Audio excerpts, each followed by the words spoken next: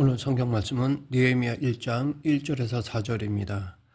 바벨론의 포로로 잡혀간 유다 포로민의 후손인 느헤미야는 바사 왕국 아닥사스다 왕의 술 맡은 관원이었습니다.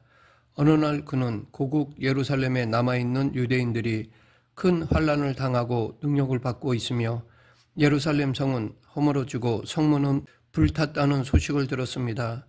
느헤미야는 수일 동안 슬픔으로 금식 기도를 하면서 하나님 앞에 이스라엘 자손의 죄악을 자복한 후 하나님이 주신 약속을 기억해 달라고 또 바사 왕 앞에서 은혜를 입게 해달라고 간구하였습니다. 하나님을 사랑하는 자는 하나님과 관련된 일이 난관에 봉착했을 때 한탄하며 눈물을 흘릴 수밖에 없습니다. 하나님의 백성 이스라엘이 왜 포로로 잡혀갔는지, 하나님의 도성 예루살렘이 왜 이렇게 황폐해졌는지 돌이켜보며 느헤미야는 울면서 금식하며 기도했습니다. 느헤미야는 먼저 기도하면서 일을 시작했습니다. 그는 울면서 금식하며 기도하는 중에 예루살렘에 가겠다는 결심을 했고 실제 갈 계획을 세우는 기도를 했습니다. 당시 정황으로 볼 때 느헤미야가 예루살렘에 간다는 것은 말이 안 되는 것이었습니다. 그는 궁중에 연회가 있을 때마다 왕이 마실 술을 준비하고 검사하는 술 맡은 관원이었습니다.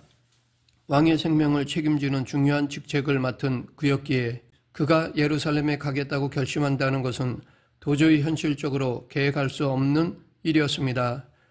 수상궁에서 예루살렘까지는 편도로 3-4개월은 좋게 걸리는 먼 길이었습니다.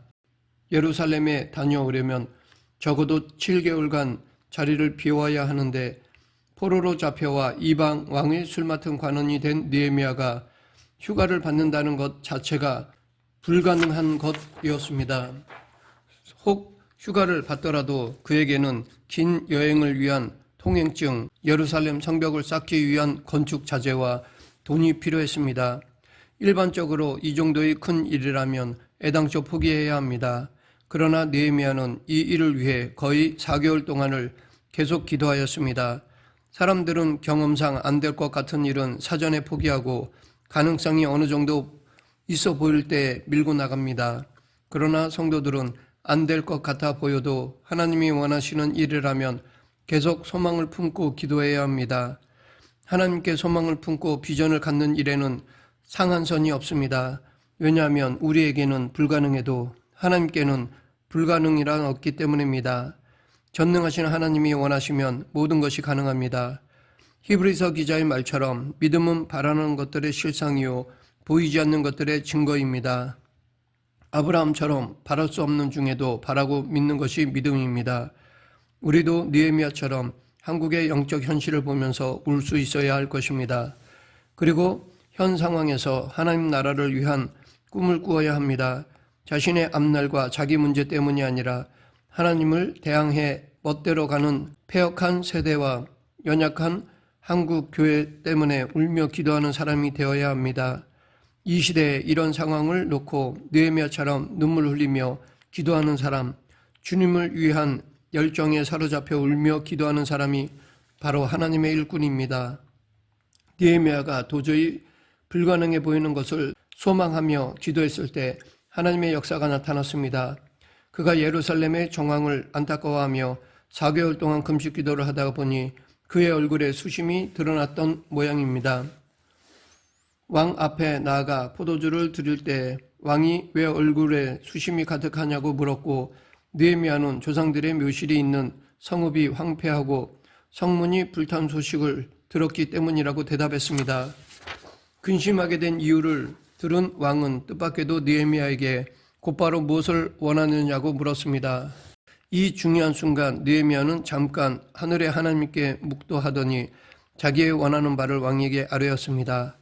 비록 짧은 시간이지만 그는 하나님께 먼저 아뢰었습니다.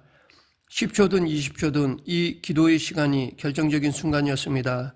오랫동안 기도해 왔어도 정작 그 일을 이룰 수 있는 기회가 올 때 하나님의 도우심을 빨리 구하는 것은 좋은 태도입니다. 이미 느헤미야에게는 중요한 순간에 짧게라도 기도하는 습관이 배어 있었습니다. 느헤미야는 왕이 좋게 생각하시면 자기를 예루살렘에 보내 성을 건축하게 해달라고 담대히 요청했습니다. 그러자 왕은 시간이 얼마나 걸리며 언제 돌아올지를 물었고, 느헤미야는 기한을 정하는 동시에 통행증과 성벽 건축을 위한 제목을 왕께 구했습니다.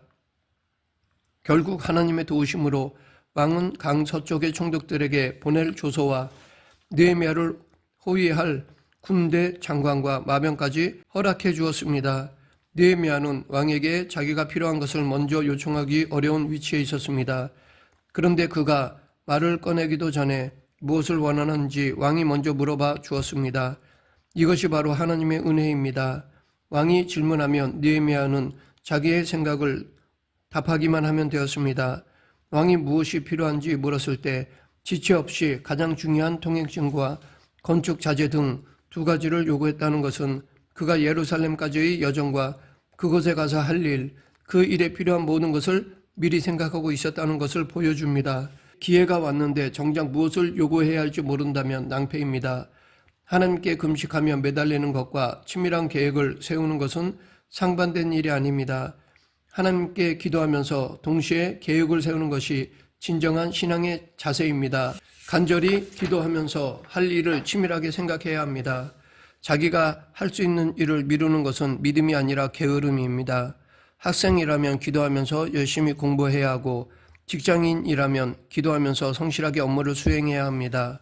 원하는 일이 있다면 기도하면서 그 일을 위해 자기가 할 일이 무엇인지 찾아 나서야 합니다.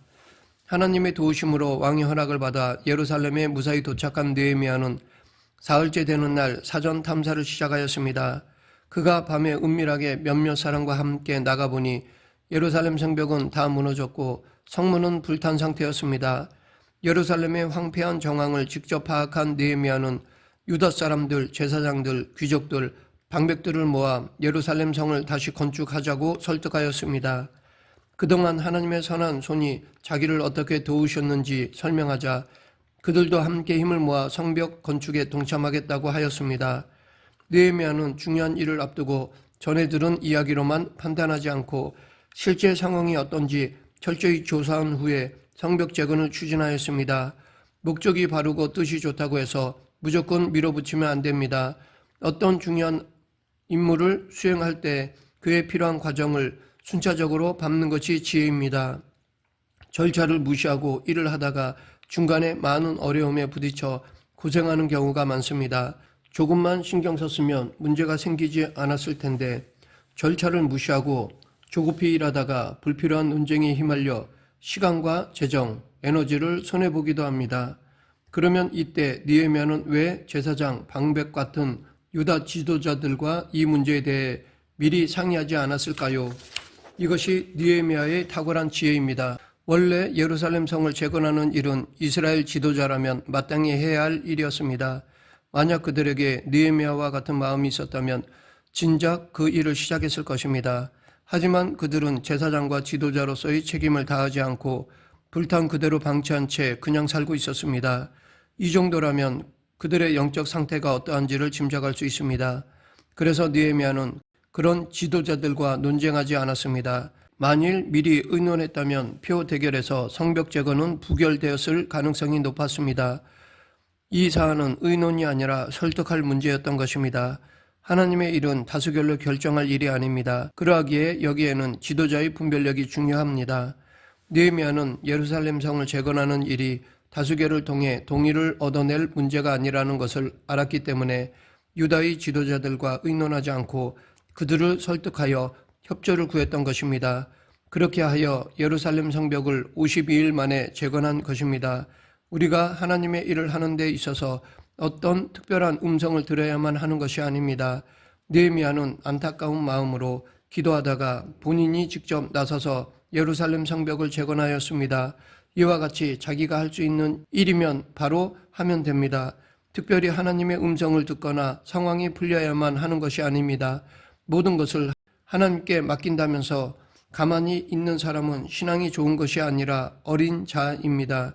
실제로 주님께 맡긴다는 것은 자기가 할 수 있는 일은 최선을 다해 하면서 하나님의 도우심을 바라보는 것을 의미합니다. 하나님의 일을 한다는 것은 생각보다 단순합니다.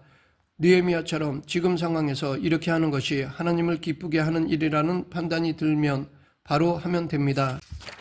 하나님의 뜻을 깨달았다면 가만히 있지 않고 행하는 사람, 그가 바로 하나님의 일꾼입니다.